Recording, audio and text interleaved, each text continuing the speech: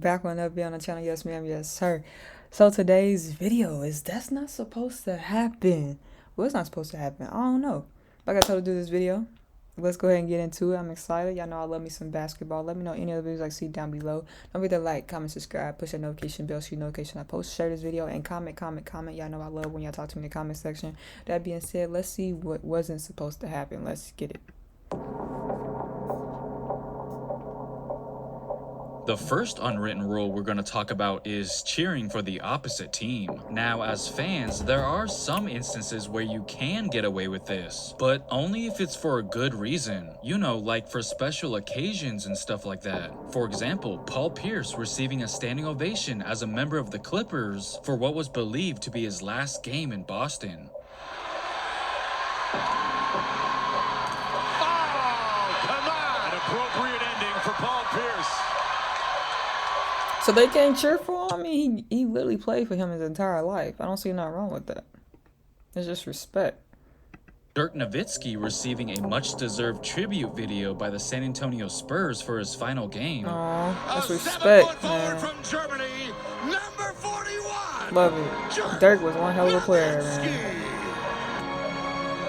His jump shot reminded me of Larry Boston Garden Bird. showing love to Magic Johnson when he made a surprise appearance at Larry Bird's retirement ceremony. Love it. Please welcome now the Laker player who, along with Larry, defined a new level of competitive excellence in the NBA, Earvin Magic Johnson.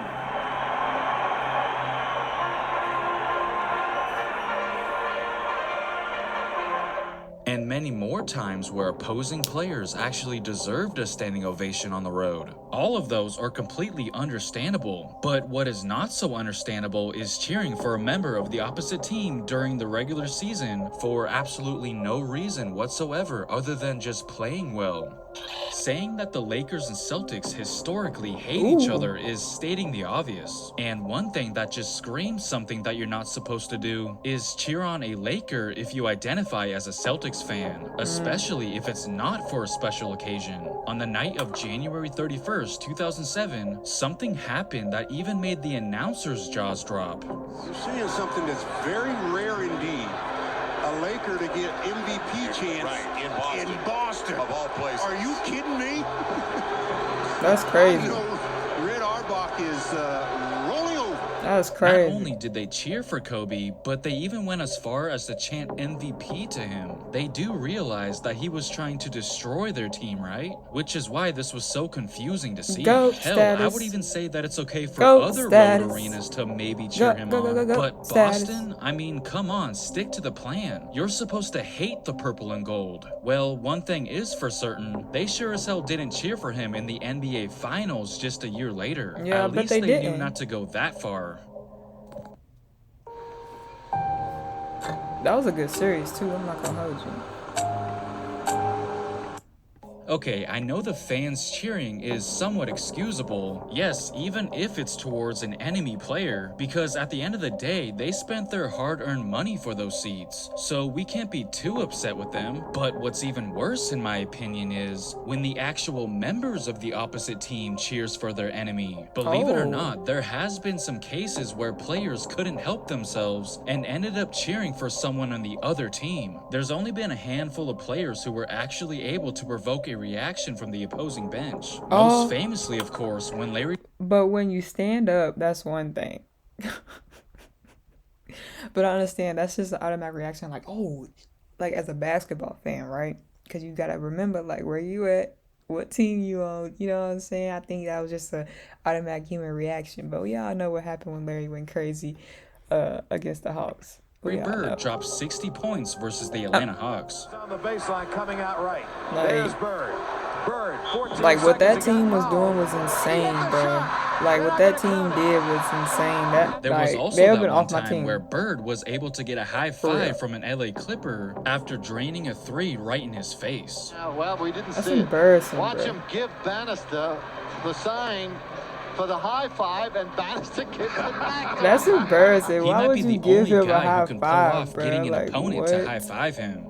Look, That's I get it. embarrassing. Sometimes it's hard to contain your excitement when you witness something amazing, but I still gotta stick by the title of this video and say that that's not supposed to happen. I know I'm kinda acting like a Karen right now, but wait until you hear this next story. It Not a just Karen. might infuriate you. Especially if you're a Blazers fan like myself. When Andre Iguodala made an appearance on JJ Redick's podcast last year, back when he was still technically a member of the Miami Heat, he said that Steph Curry has a unique ability to turn opponents into fans. That's different, because when you're in a game playing with somebody that good, like, you're not really seeing how good they are, because you locked in to do what you got to do. Facts, so you missing out on like greatness by playing with. And even with him saying that, I feel like not even if you're a player, but I feel like also as a fan, sometimes you miss. Dang, he got a whole foul. He's literally grabbing his arm. But even as a fan, I think you miss out on greatness because you're like trying to figure out, like, because you're so into the game, and like you like some fans really expect that person to do what they're doing, but and don't realize how great of a player that person is, of how they're doing what they're doing. You know what I'm saying? Like, hopefully that makes sense. Greatness. That's a funny thing, because when I watched Steph this past season, I caught myself being a fan a few times. Iguodala said former NBA player Evan Turner once told him that during the 2019 Western Conference Finals between the Warriors and Portland Trail Blazers, Turner had to stop himself from cheering for Curry because Curry was so impressive. You know, Evan Turner was like my man. Because you probably ain't seen no shooter like it.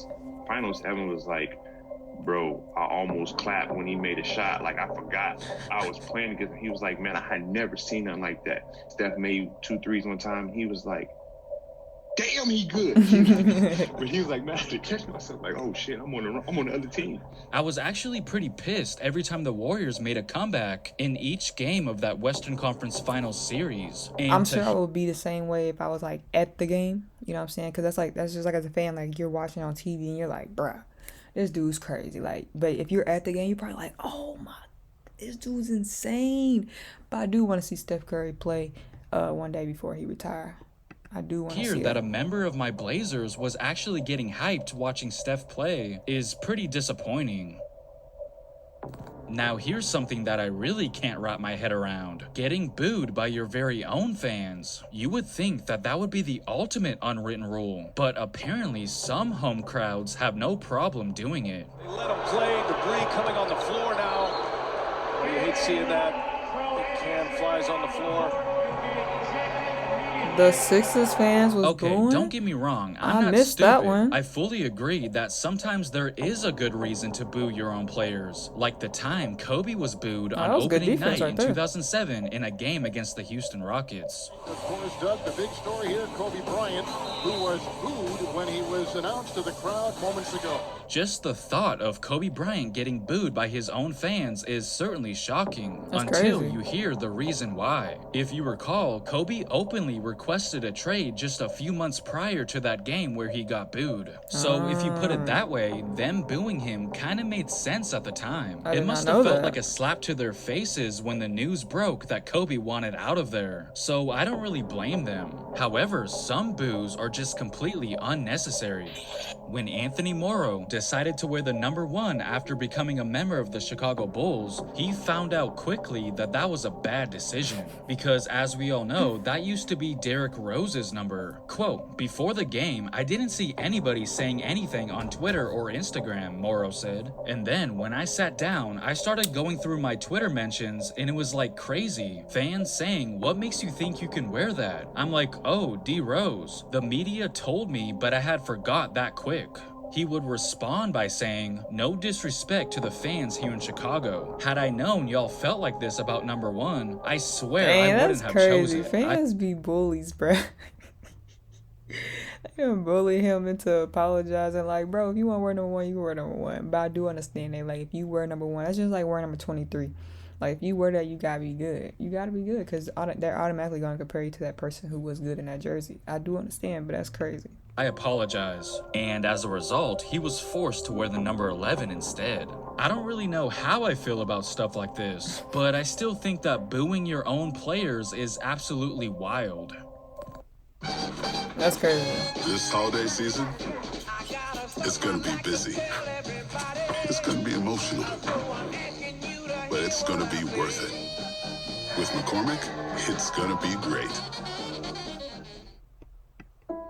Industrial revolutions don't happen often, but when they do, Apparently, there is one unwritten rule out there that I can't really get behind. Well, at least it's an unwritten rule to Devin Booker, I should say. There's actually multiple things that you shouldn't really do in his mind. One is double teaming during pickup games. Oh, yeah, I remember this. He got fired up. Hey, bro, we not doubling an open gym, bro.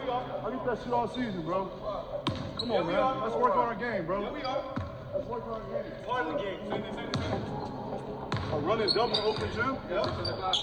What y'all think about running double in the open gym? What y'all think about that? Complaining about distractions while at the free throw line. Back in January of this year, he didn't like the fact that the Raptors mascot was trying to distract him while he was shooting free throws. It made him surprisingly upset. Collectively as a team, 4-6, and the first one is good. Okay. By the way, Booker's complaining about the Raptor, the lone fan that's there. He's been sent away. Aaron Smith sent him away. Okay, sure. To his defense, it was a close game with only about 6 seconds remaining. I mean, mascot so dude. I get why he acted like that. But ain't nobody even in the Larry crowd, Bird bro. experienced the same thing back in his days, and he didn't really mind it at all whatsoever. Because it's Larry December Bird, 26, bro. That's what he do. 1989, Boston Celtics visiting the LA Clippers. While Bird was trying to put the game away at the line, similar to Booker, Clippers fans attempted to disrupt his free throw routine with giant But look, that's totally different compared to a mascot. Like, these are blow up pictures that they done printed out. They got people holding, like, what? That's wild. That's wild. What? I can't believe they allowed them to do that. But Booker off the mascot, that's a little extreme. But that's wild. Blown up photos of attractive swimsuit models, trying to get him to miss. But to no one's surprise at all, they were unsuccessful. Because it's Larry Bird, bro. That's what he do. Before he shot the first one of the announcers said something interesting. Clippers have never defeated Boston. Let's hear that again. Clippers have never defeated Boston. Yeah, he wasn't kidding. The LA Clippers never beat Boston up until that point. We're not talking about the Buffalo Braves or the San Diego Clippers. We're talking about since they became the LA Clippers, Boston just always seemed to have their number back in those days. And as you can see, they were desperate to finally get a win against the Celtics. But not even something as distracting as that could prevent them from losing to Boston once again. We always see fans do this, and most players don't seem to really care, other than Devin Booker, not gonna of get course. distracted Now, over obviously, there are times when people cross the line, like shining bright laser pointers in players' eyes. I'm about to say, now that's different. obviously That's straight worthy of a disrespect. complaint, but a mascot jumping around in an empty arena really shouldn't be much of a That's problem. what I'm saying. Ironically, Like, what? if anything, it looks like Booker broke an unwritten rule himself, while complaining about the Raptors mascot, I guess, breaking an unwritten rule. Because if you consider yourself a Kobe fan like Booker openly says he is, then you shouldn't really have a problem with something so Look how innocent young like he that. looked. Kobe would never. His Mamba mentality would never let him get upset about Facts. getting double teamed. Larry Bird's either. Was Like, people what? double teaming you doing pickup? Oh yeah. Oh yeah. And what do you think about? Like, say you gotta send another one. Let alone a mascot behind the basket. That's what makes this particularly head-scratching. I guess the Mamba mentality is something that he lacks, and Twitter definitely let him know about it. Oh. Alright guys, if you're interested in more... Alright, man, y'all gotta let me know what y'all think of this video. This was not supposed to happen. I don't know what I'm gonna title this video. I don't know if I'm gonna title that. I don't know, but I did like the facts that he put in this video. I did like that. So y'all gotta let me know what y'all think down below. Don't forget to like, comment, subscribe, push that notification bell so you know when I post. Comment. Let me know any other videos you like to see me do. That being said, see you guys next video.